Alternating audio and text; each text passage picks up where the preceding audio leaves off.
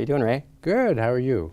Pretty good. Thank Doing you well. for joining us on the show. Your So it pleasure. might be helpful to start with how long you've worked for the city and what kind of responsibilities you currently have, and maybe where did you come from?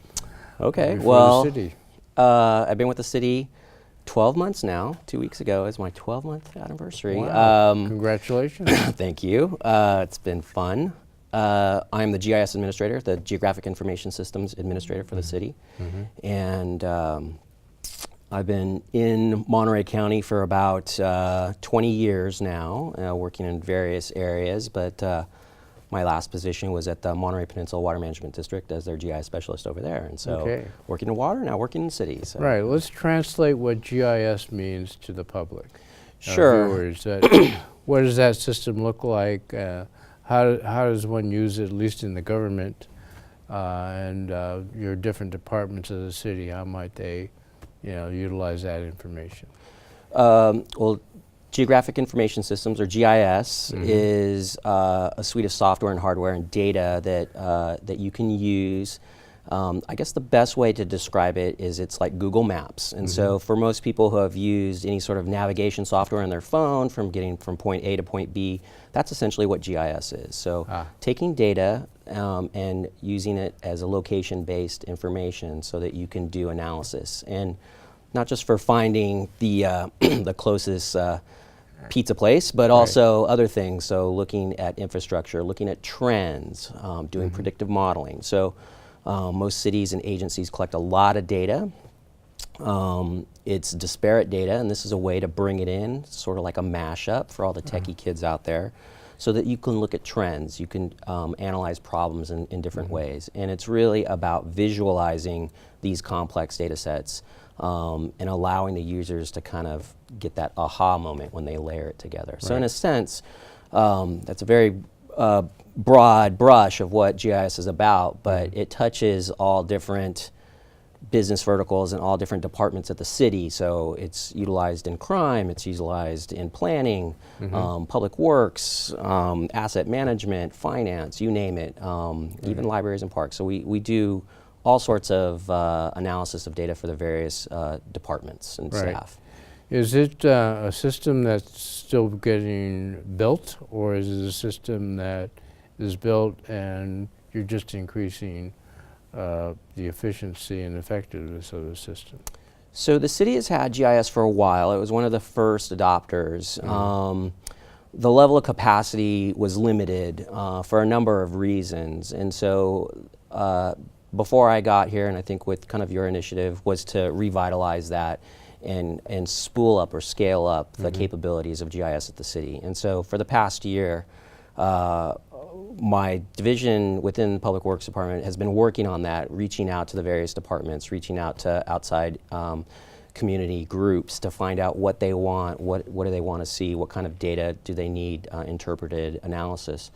And we've been spooling up our capacity, making mobile apps so that our staff can collect information in the field, getting away from paper documentation into a digital documentation, trying to be more efficient in the way we in the way we do our business at the city.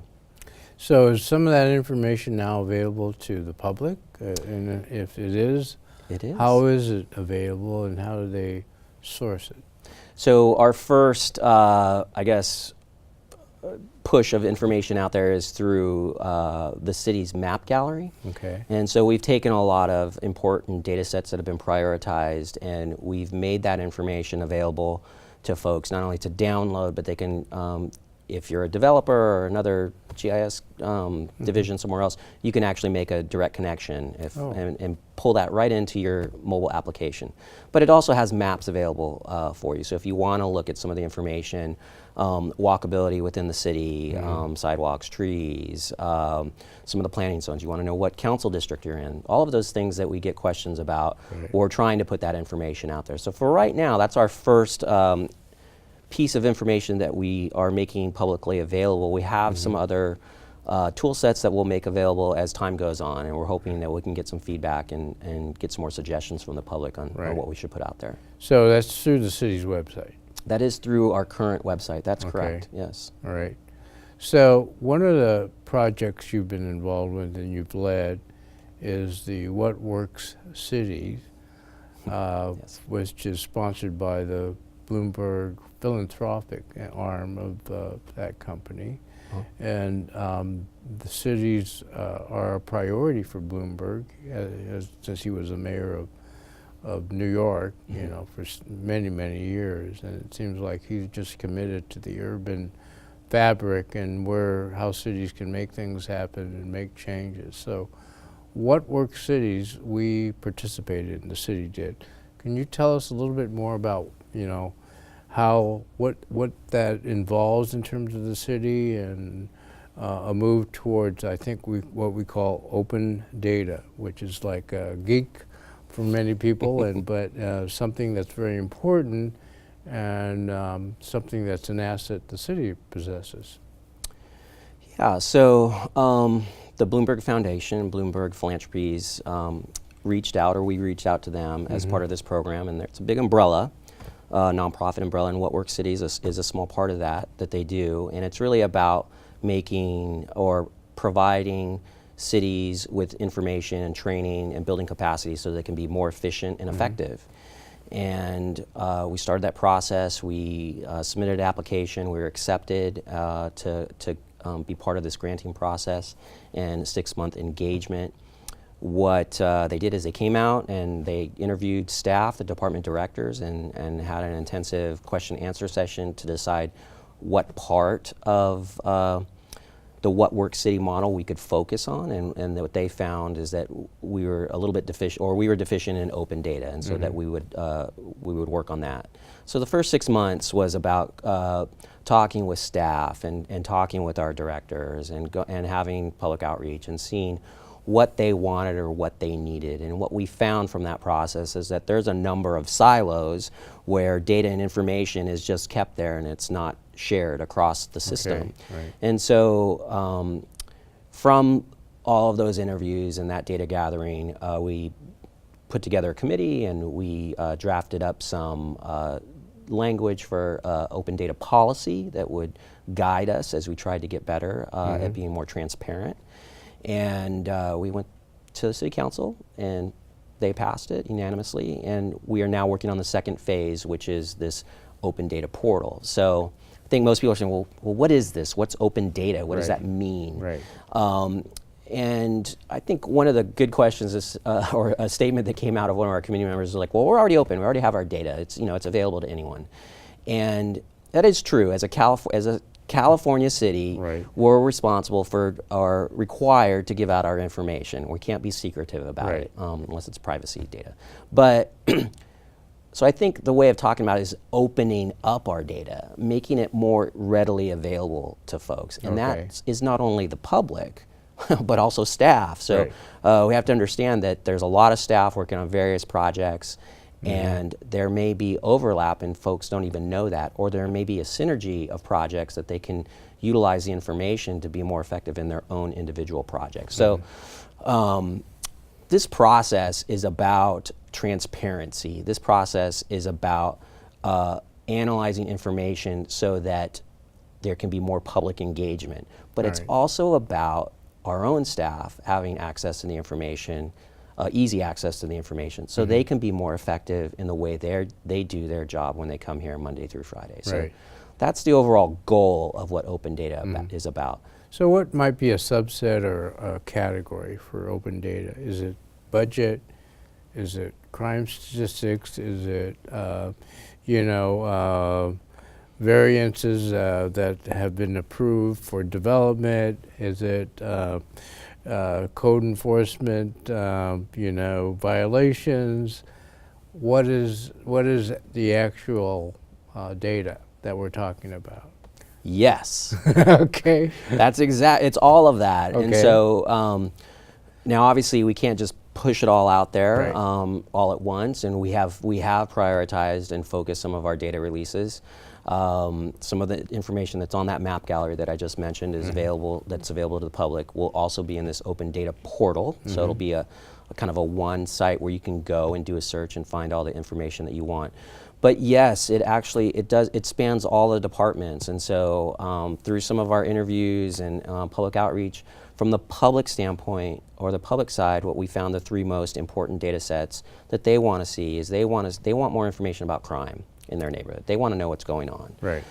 They also want to know about sidewalks. They have sidewalk repairs that they want, and they want to know how they can make requests for repairs or where their request is in the queue, or what's going on. And then the third thing is traffic. And so a lot of people are concerned about the safety in their neighborhoods, about the traffic not being safe. It needs to be slower, so they want an analysis. So those are the three things that rose to the top on a number of issues out there. So we've focused a little bit on those. We've also taken some, we have the Alisal Vibrancy Plan that's being put together by the Community Development and Advanced Planning Division at the city. So we focused, since that's a very comprehensive and broad project that requires a lot of information and a lot of data to analyze, we've focused on that. That is about 70 data sets, and what we've realized is that the data sets are not just Alisal, it's the whole city. So it's actually a really good first set to tackle. So as this data becomes available, we'll start promoting this to the schools and other agencies so that they can quickly get access to it to do their research or work on their grant proposals or whatever it is they need to do. And hopefully thereby lessening a little bit of work from staff on answering these public records requests that come through. So the main categories are crime, infrastructure, sidewalks particularly, and then traffic. And that'll be sort of the major areas that'll be accessible through this portal. To begin with, yes. To begin with. But we're also working on parks and rec and library. Right. Yeah, there's a lot in there. So but you have to start. We have to start somewhere, yes. Right. And the actual plan will actually be in there as well and have some subsets in terms of data. Well, that's wonderful. So then the public will be able to go through the website or whatever links there are, access that portal, and then get the information. That's right, and I think... Is it interactive? It is, and so it's interactive. So it's not just go there, press a button, and get a big table of information, and then say, "What do I do with this?" So a lot of it, and I'm talking about two groups here. I'm talking about our residents, and I'm also talking about city staff and our council members because they want information too. And so making that information presentable in an easily understandable or easily consumable way is really important. So we don't want to just throw out just tables of information. That doesn't make any sense. But if we can provide information via graphs, pie charts, maps, location-based, if you want to know just what's going on in your neighborhood, then you should be able to easily find out what projects are going on there, what certain plans are involved, what sort of new initiatives are taking place, so that you can be more well-informed resident. But also, and this is really critical, I think, is that having an opportunity to be a part of this system, about the governance system.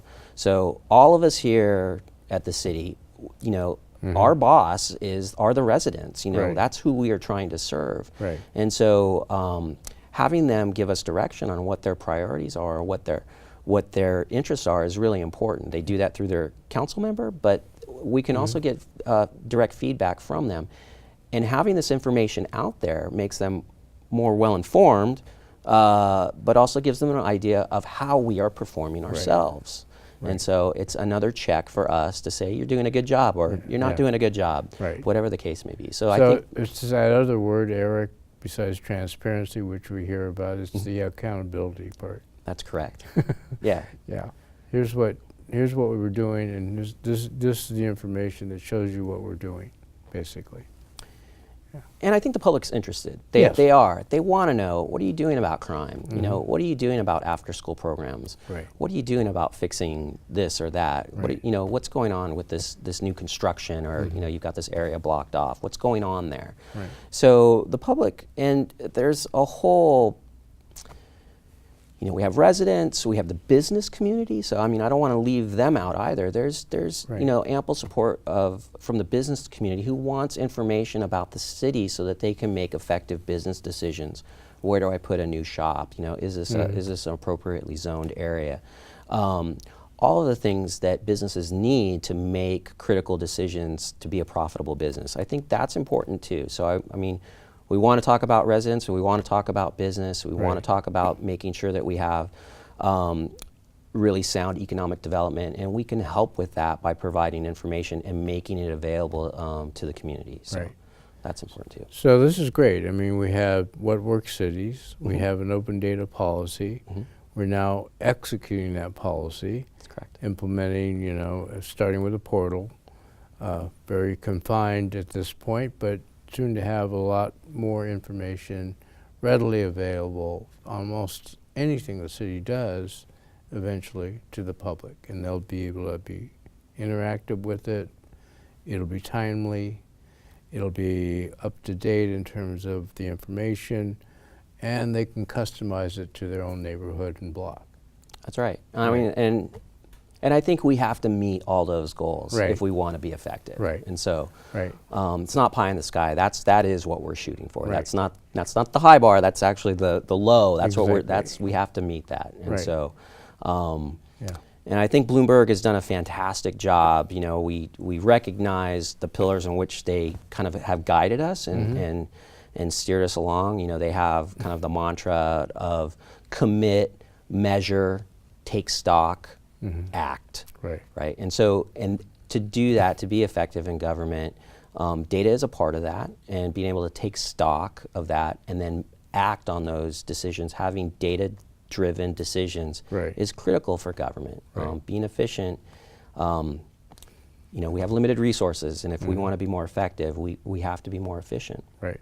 So you mentioned that What Works Cities is one part or a small part of the overall suite of projects and programs that Bloomberg Philanthropies has Yes. directed at urban areas. So there's a challenge, a grant, I guess, Yes. that's available for new initiatives that the city's applying for. Can you give us sort of an update on what that is? It sounds almost daunting, you know, what's the next big thing? At least for the city of Salinas. Right. So it's a grant program, competitive. We have to submit a concept and follow through with that concept, right?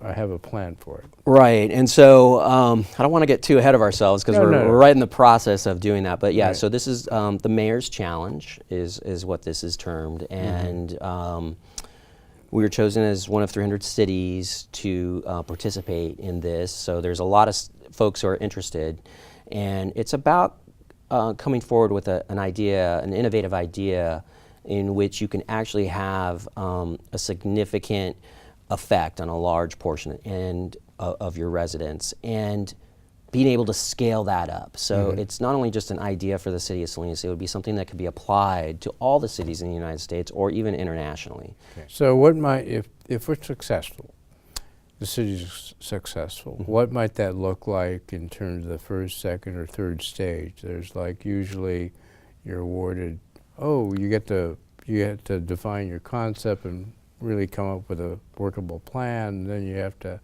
execute that, and we'll give you some resources for that, and then finally, you know, we want something that's adopted, so we're going to massage it a little bit and make sure it's scalable and adoptable in other places of the country.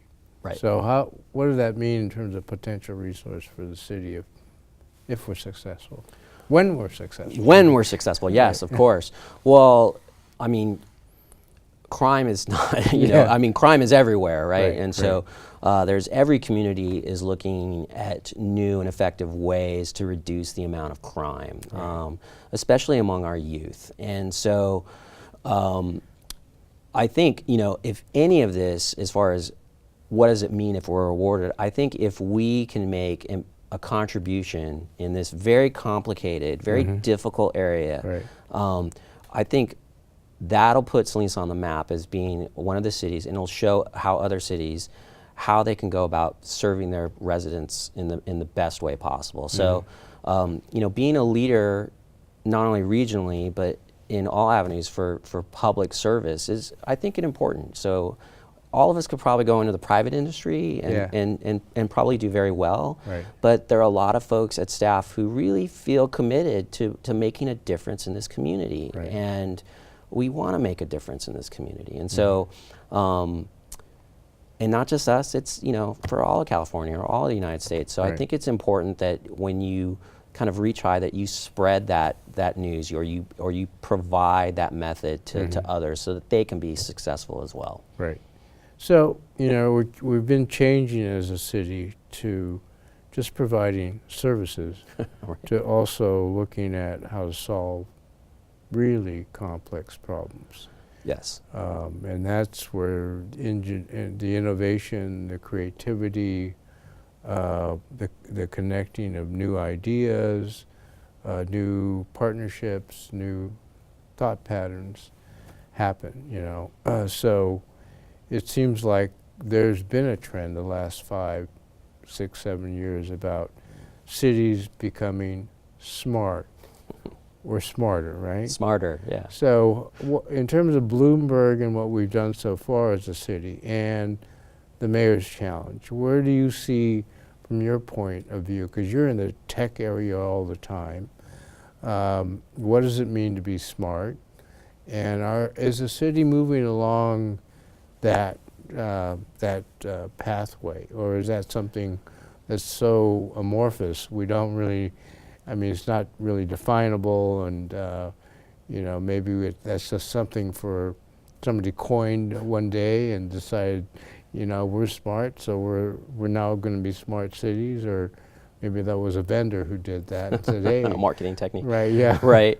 No, I think, and I look at it this way, is that there are expectations in our community on what we can provide to them and the problems that we can solve. So when you take a step back and you talk about technology in itself, technological advances have advanced so quickly in the last 10 years. There were no cell phones. It's like, gosh, how did we do anything without? And now it's almost, we're cyborgs. We can't live without these things. Right. But the great thing about this is that there are so many different applications and so much information, so many different functionality apps that you can get, that the public now expects cities and government to be able to provide information just as their phone can. So when we talk about being a smart city, that's what it means. It means, being able to provide information, like I said earlier, to find that pizza place that you want to get to, but also find out, what kind of school, what's the performance of the schools in this neighborhood? Should I buy a house here? Should I buy a house there? Right. How walkable food deserts? What's the walkability of my neighborhood? Am I close? I can't drive. Am I close to a grocery store, a real grocery store? Right. So some of these things, our residents in the community are demanding. So it's not. I don't think it is a buzzword. I think it is just.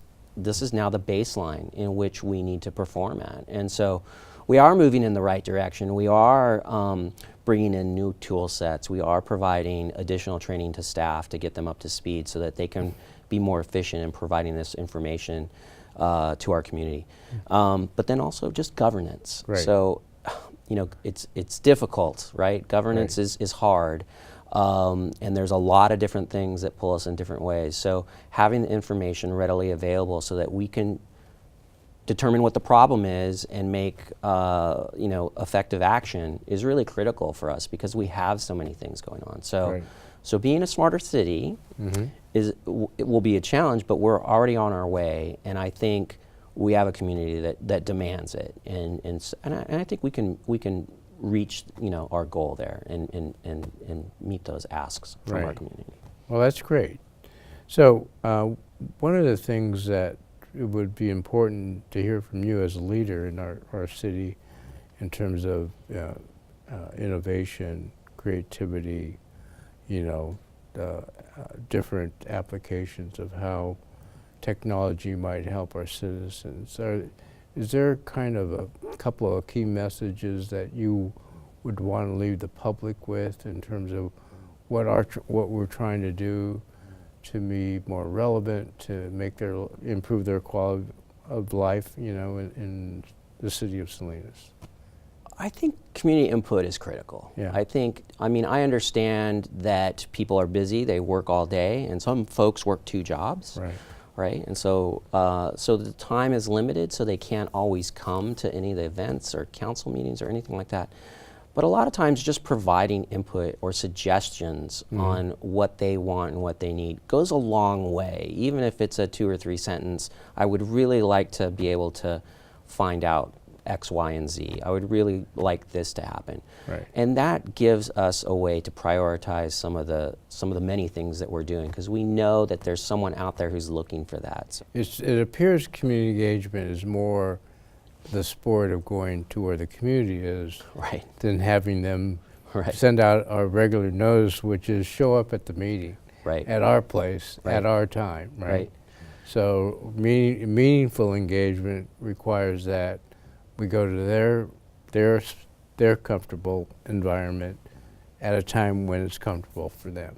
That's exactly right. What we're trying to do is we're trying to reach all of those folks, Right. even the folks who can't join our meetings. Right. And we want their input. Right. We really do. And so technology can assist with that. Right. And we are certainly looking at tools to help people to facilitate that interaction. But at the end of the day, we still need that person to either type on their phone or Right. their computer or put in a call. We still require them to do that level. And so, but I think as we continue to do that, the folks out there will understand that they're part of the process. This is their government. Right. It's their government.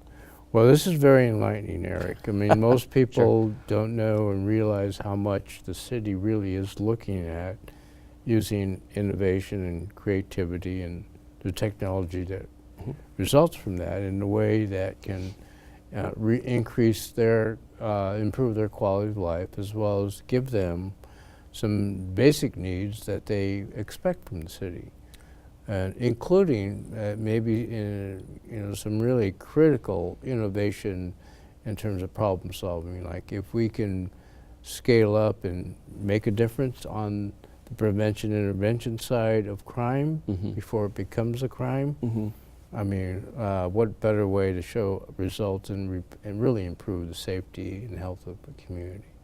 So we want to thank you for being here today, and Thank you for inviting me. we'll make sure we get back to you sometime as we roll out and become more knowledgeable about what that portal is going to look like and open data, and maybe getting some results of what the mayor's challenges is for the city of Salinas, and hopefully we'll be successful with that. Yeah, thank you, Ray. Thank you, Eric.